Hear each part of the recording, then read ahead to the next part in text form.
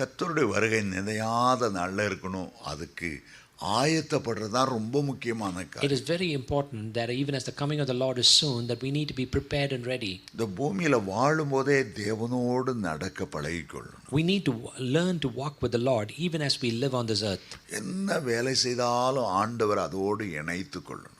We need to be united with the Lord no matter what work we do. அதுக்காக இயேசுவுடைய வருகைக்காக தனியா கஷ்டப்பட்டு ஆயத்தப்பட்டு இருக்க வேண்டிய அவசியமே இல்லை. That's not mean that you have to be we have to be toiling alone and working towards it. உங்களுடைய வாழ்க்கையோட இயேசுவை ஒண்ணா இணைச்சிட்டா கவலையே இல்லை. When you start to learn to become one with the Lord, then you don't have to have be worried in your life. என்னுடைய வாலிப வயசுல வேலை கிடைக்காதனால ஒரு ஓலை ஒரு ஆலயத்துல தங்கிறது உண்டு. When I was younger and I didn't have a job, I stayed in a church. இரவு நேரத்தில் நிறைய அங்கே ஜெபம் பண்ண வருவாங்க. So in the night time, there are many people who would gather there to pray. சிலர் 1 மணி நேரம் ஜெபம் பண்ணிட்டு போவாங்க, சிலர் 2 மணி நேரம் ஜெபம் பண்ணிட்டு போவாங்க. And some of the people there who are coming would pray for an hour, and certain others would pray for a couple of more hours. எனக்கு வாடகைக்கு ஒரு இடம் இல்லாதனால ராத்திரி சர்ச்சில் தான் தங்க வருவேன். Since I did not have money to rent a home, I stayed in that church. 10லேருந்து 11 மணி வரை இரவு ஜெபம் பண்ணுறது உண்டு. I used to pray between 10 and 11 in the night time. அங்கே ஒரு வயசான அம்மா ஜெபம் பண்ண வருவாங்க. And there used to be an elderly lady who used to come there to pray. 10 மணிக்கு வந்தாங்கன்னா ஜெபம் பண்ண ஆரம்பிச்சா, When she comes at 10 p.m. in the night and starts to pray, 11 மணிக்கும் ஜெபம் பண்ணிட்டே இருப்பாங்க. she will continue to pray even when it's 11 p.m. 12 மணிக்கு எழுந்து பார்த்தாலும் ஜெபம் பண்ணிட்டே இருப்பாங்க. Even when you wake up at 12 a.m. in the morning, she would continue to pray. 1 மணி 2 மணி ஜெபம் பண்ணிட்டே இருப்பாங்க. It would be 1 a.m. in the morning, 2 a.m. in the morning, and she would continue to pray. ஜெபம் பண்ணும்போது இப்படி ஆடி ஆடி ஆடி ஆடி ஜெபம் பண்ணிட்டே இருக்கனால And while she prays, she would shake. அவங்களுக்கு ராக்கிங் சேர்னு பேர். And she used to be called a rocking chair. 5 மணி வரை ஜெபம் பண்ணுவாங்க. She would pray until 5 a.m. in the morning. 5 மணிக்கு முகத்தை கழுவிட்டு வீட்டு வேலை செய்ய போயிடுவாங்க. At 5 a.m. in the morning, she would wash her face and go to work in her home. அந்த அம்மா ரொம்ப அருமையான prophet. She was a mighty prophet of God. அவங்க படிச்சதே இல்லை. She's never been educated. 3-4 வீட்டில் சமையல் செய்து பாத்திரம் கழுவி அதனால வாழ்றவங்க. She's a lady who's a maid in a home, cooking for people in 3 or 4 homes and washing their vessels. ஆனால் பெரிய பெரிய டாக்டர்கள் தங்க பிரச்சனைகளை வந்து கர்த்தருடைய சித்தத்தை அறியறதுக்கு அந்த அம்மாட்ட கேட்பாங்க, அடுத்த நாள் ஜெபம் பண்ணி பதில் சொல்லுவாங்க. Many big accomplished doctors would come to that lady, share their problems and would pray with her, and then the lady would pray through the night and next morning she would answer them. ஒரு நாள் அந்த அம்மா பார்த்து கேட்டேன், இவ்வளோ நேரம் ஜெபம் பண்ணுறீங்களே, ஆண்டவரே ஓடி போயிடுவாரேன்னு சொன்னேன். One day I looked at the lady and I told her, you're praying for this long a time, even the Lord will run away from you. எனக்கு ரொம்ப ஆச்சரியம், அப்படி என்னதான் சொல்லி ஆண்டவர்கிட்ட ஜெபம் பண்ணுறக்கே இருக்கு. So I was very curious as to what she would say to the Lord and pray this long. சரி 10 நிமிஷம் ஜெபம் பண்ணலாம், 10 நிமிஷம் பாட்டு பாடலாம், ராத்திரி 10 மணிலேருந்து 5 மணி வரை ஆண்டவர்கிட்ட அப்படி என்னதாம்மா பேசுகிறீங்க? I would think that, for 10 minutes you could sing and 10 minutes you could pray, but what is it that you're talking to God all the way from 10 p.m. until 5 a.m. in the morning? ஆனால் அவங்க சொன்ன வார்த்தை என் வாழ்க்கையை மாற்றக்கூடியதாக இருந்தது. But the lady's response was something that changed my life. அந்த அம்மா சொன்னாங்க, நான் இந்து மார்க்கத்தில் இந்த பொல்லாத பேய்கள் எவ்வளோதான் அதுகளை நான் வணங்கி காணிக்க கொடுத்து பொருள் கொடுத்தாலும் தீமை செய்கிற எல்லாம் துஷ்ட தேவதைகள். I come from a Hindu background where I served all these devils. Even if you give more tithes and offerings, that they are evil that will come to hurt us. ஆனால் இயேசு அறிஞ்ச போது எவ்வளவு அருமையான ஆண்டவர், எனக்கா உயிரை கொடுத்த ஆண்டவர், என்னை எப்படி நேசிக்கிற ஆண்டவர் என்பதை புரிஞ்சிட்டேன். But when I came to know the Lord, I came to realize and understand that there is Jesus who had given his life to me and loves me so much. முழங்கால் பாடிட்ட ஆண்டவருடைய அன்பு அப்படி வெள்ளம் போல என் மேலே இறங்கும். When I kneel down to pray, the love of God will come down on me like a flood. தம்பி, அவரை நான் நேசிக்கிறனால எனக்கு 24 மணி நேரம் போதல்ல. Since I love him, brother, 24 hours in a day is not enough for me. காலையில் நான் வீட்டுக்கு போகும்போது ஒரு வீட்டு வேலை செய்ய போகும்போது தனியாக போக மாட்டேன், இயேசுநாதர் கையை பிடிச்சிட்டே இழுத்துட்டு போவேன். When I got to start my work first day in the morning, and as I go to a home to do the work, I would take Jesus along with me, and I never go alone. விடிய காலம் 5 மணி வரை ஜெபம் பண்ணாலும் அவரை பிரியறதுக்கு எனக்கு மனம் இருக்காது. அந்த வீட்டு வேலை செய்யும்போது ஆண்டவர் கையில் ஒரு விளக்குமாரை கொடுத்து, நான் ஒரு விளக்குமாரை எடுத்து வீட்டை பெருக்கினாலும் நீர் அந்த விளக்குமாரில் என் உள்ளத்தை பெருக்கும், சுத்தப்படுத்தும்னு சொல்லுவேன். Even when I start the day in a home and I start to sweep the floor, I don't do it alone. I would start to do it along with my Jesus. I would give him also a broom to sweep the house. Even as I sweep and clean the house, I would tell him, Lord, you take the broom and clean my heart.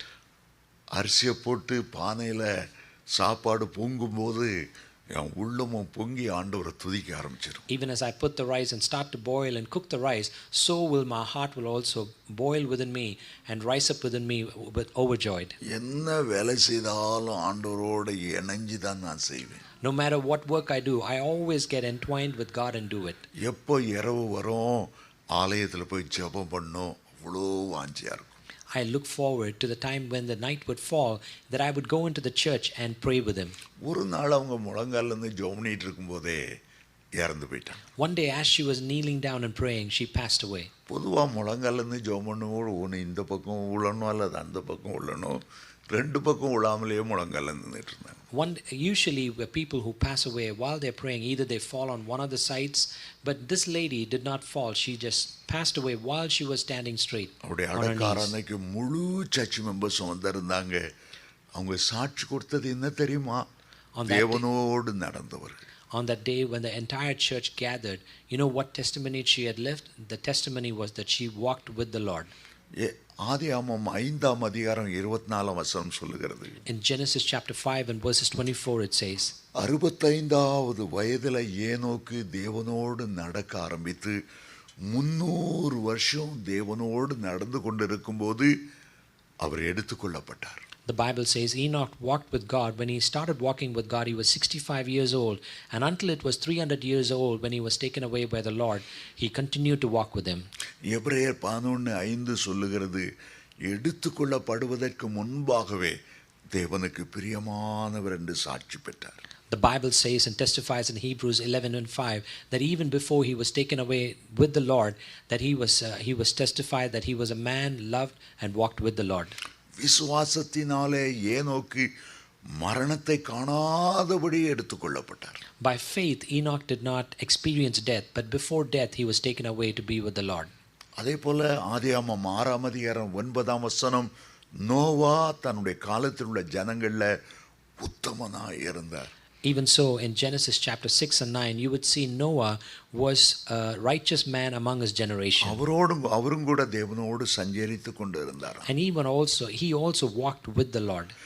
எலியா ஊழியம் செய்து கொண்டிருக்கும் போதே காணப்படாமற் போனார். அக்கினி ரதங்கள் அவரை எடுத்துக்கொண்டு பரலோகத்துக்கு கொண்டு போய்விட்டது. Even as Elijah was continuing to minister to the Lord, that he was taken away by the chariots of fire to be in the presence of the Lord. வருகையிலே 2 பகுதி இருக்கிறது. ஒன்று கிறிஸ்துவுக்குள் மரித்தவர்கள் எழுந்திருப்பார்கள், அடுத்தது உயிரோடு இருக்கிற மக்களும் எடுத்துக்கொள்ளப்படுவார்கள். There are 2 parts of in the coming of the Lord.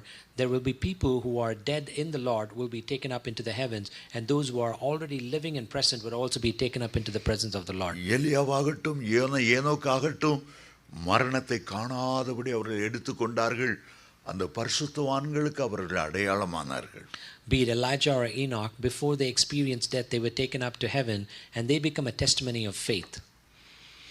இந்த அம்மாவுடைய சாட்சி, அந்த அம்மாவுடைய வாழ்க்கை, அந்த அம்மாவுடைய ஜெபம் என்னுடைய வாழ்க்கையில பெரிய மாறுதலை கொண்டு வந்தது. And this elderly woman's lifestyle and her testimony and prayer brought about a big change in my own life.